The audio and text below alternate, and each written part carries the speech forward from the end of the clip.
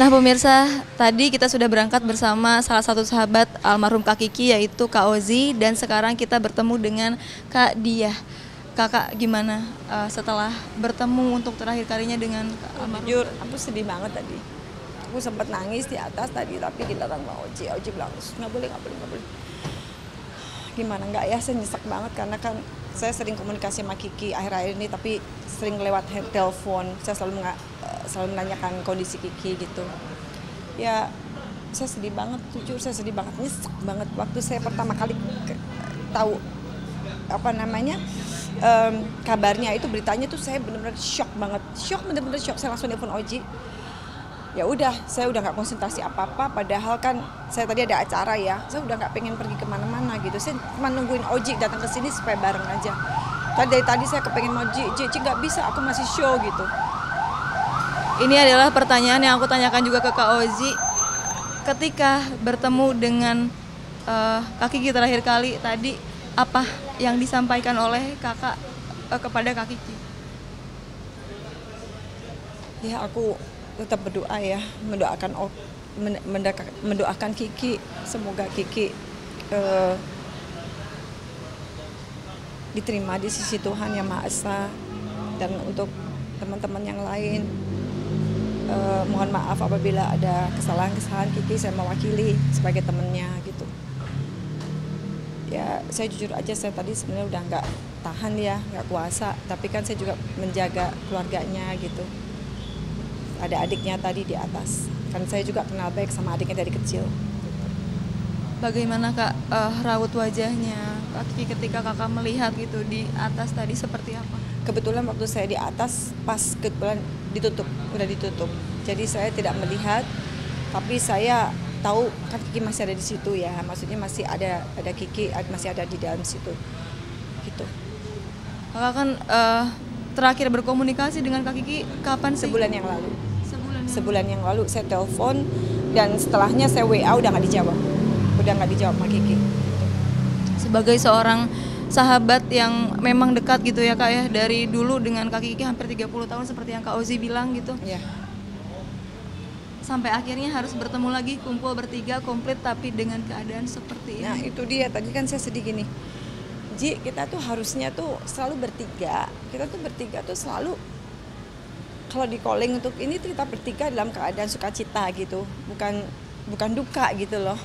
Ya tadi saya sempat nangis di atas, tapi Oji langsung bilang, kamu nggak boleh nangis, kamu kasihan Kiki. Jadi saya menahan tuh supaya tidak menangis, tapi ya tetap aja saya nggak bisa nahan tadi. Ya saya sedih banget, saya peluk adiknya karena saya seperti meluk Kiki gitu loh, karena itu adiknya saya tahu banget, adiknya Kiki yang benar-benar Kiki sayangin. Kiki itu kan cuma punya satu-satu adik itu, dan dari dulu Kiki itu benar-benar untuk membahagiakan adiknya itu. Jadi saya peluk adiknya, saya bilang pokoknya saya itu berduka cita, dan ya itulah, saya nggak bisa ngomong apa-apa lagi. Dan kebetulan tadi suami Kiki juga udah pulang, jadi gantian jaga gitu, nanti jaga yang lain gitu. Tadi kan ketika aku bertanya pada Kak Ozi, katanya dia nggak dapat kabar langsung dari keluarganya, tapi dari kakak. Nah kakak dapat kabar meninggalnya Kak Kiki ini dari mana? Saya ini kan sebenarnya udah berapa hari ini sudah punya perasaan nggak enak ya. Kok Kiki kok nggak ada kabar gitu. Tapi saya lihat di IG-nya terakhir Kiki masih jalan-jalan di Bangkok, saya lihat. Ya saya pikir Kiki baik-baik aja gitu. Cuman tadi pagi-pagi saya habis ngucapin ulang tahun Oji, terus tiba-tiba terlintas di IG-nya si Kiki kok ada tulisan duka cita. Saya pikir nih Kiki maksudnya apa nih kok ada tulisan gitu. Saya lihat lagi gitu. Terus saya langsung lihat halaman berikutnya, halaman pertama saya baca bener-bener, kan saya masih pagi kan, jadi masih nggak terlalu ngeh gitu loh. Loh, kok Kiki meninggal gitu. Saya langsung telepon Oji, aku histeris kan, aku nangis. Cici, oke nggak ada Ci. Ini aku kalau nggak salah bener kok, ini ada berita kayak begini, ada tulisan begini. Ya bener itu berarti bener. Ini berita dari siapa ya? Masa IG-nya Kiki dihack gitu, saya pikir gitu.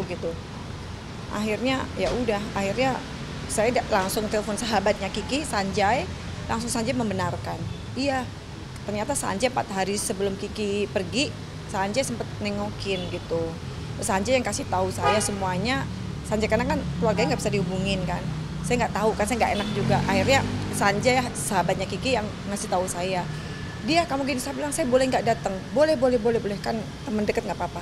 Ya udah akhirnya saya memberanikan diri, di atas pun saya juga izin, boleh nggak saya masuk gitu. Oh boleh silakan. Ya udah kalau saya juga bilang sama Oji juga bilang nanti kalau kita ditolak nggak apa-apa, kita akan niat baik, kalau ditolak kita pulang, saya bilang gitu. Tapi alhamdulillah mereka menyambut kita dengan baik gitu loh, dengan ramah. Akhirnya kita masuk dan saya pertama kali yang saya cari adalah adiknya Kiki dan suaminya gitu.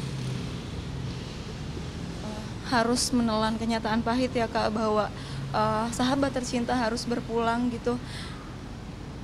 Jikalau kakak dikasih kesempatan untuk mengatakan sesuatu gitu kepada Kak Kiki dan Kak Kiki masih bisa mendengar, itu apa yang ingin kakak sampaikan dari awal mengenal sampai dengan sekarang? Aku selalu bilang sama Kiki gini, Ki, kamu jaga kesehatan ya Ki. Aku bilang selalu, saya ngomong gitu. Saya pengen kalau saya bisa kemarin bisa telepon lagi sama Kiki ya, saya ngomong sama Kiki, saya pengen cuma ngomong, Ki jaga kesehatan, jangan capek-capek. Karena Kiki tuh bilang sama saya gini, Di aku udah mulai fitness lagi, aku nggak boleh capek-capek gitu. Tapi aku tuh ya gimana ya, aku pengen memang hobinya dia kan olahraga gitu. So aku bilang, Ki udah turutin apa kata dokter. Iya aku disuruh yoga aja, ya udah yoga, iya aku yoga aja nanti gitu. Itu aja. Dan terakhir kalau misalkan saya dikesempatan lagi, saya cuma mau bilang, kamu baik banget Ki, jadi orang baik banget gitu loh, baik banget. Dan aku terima kasih sudah selama ini sudah bersahabat dengan kamu. Selama masa perjuangannya Kak Kiki dengan sakitnya itu ya Kak, adakah yang dia berbagi kesakitan gitu dengan? Enggak. Kiki itu orangnya nggak pernah memperlihatkan dia sakit, nggak pernah memperlihatkan dia lagi sakit itu ya.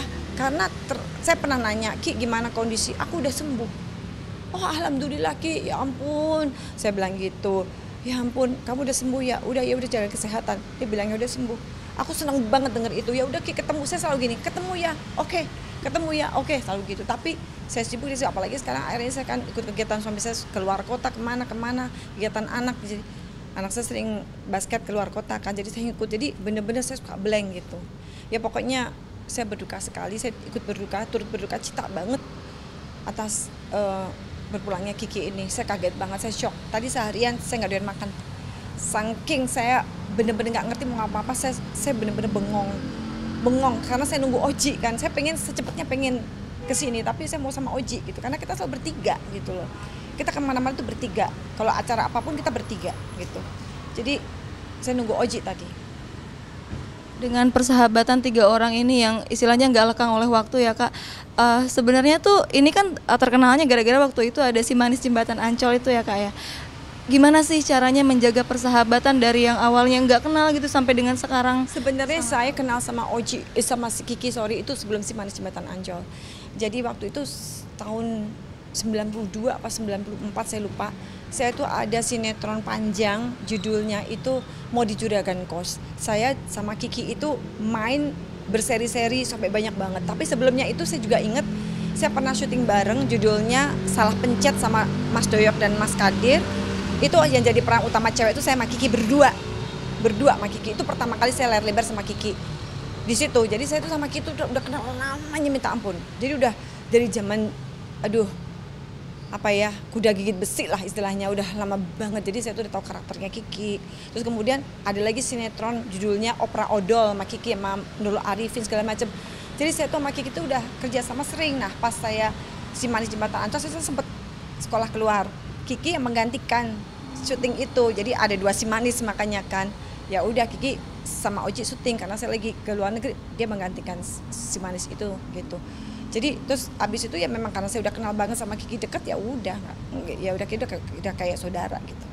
Oke, lalu di mata seorang sahabat nih ya, sebenarnya almarhum Kak Kiki ini sosok yang seperti apa sih Kak? Kiki orangnya baik sekali ya. Kiki itu orangnya baik sekali. Dia tidak pernah ngurusin orang lain, orangnya cuek, orangnya nggak suka gosip. Terus Kiki itu pekerja keras, orangnya disiplin. Pokoknya hampir mendekati sempurna deh Kiki, udah gitu aja.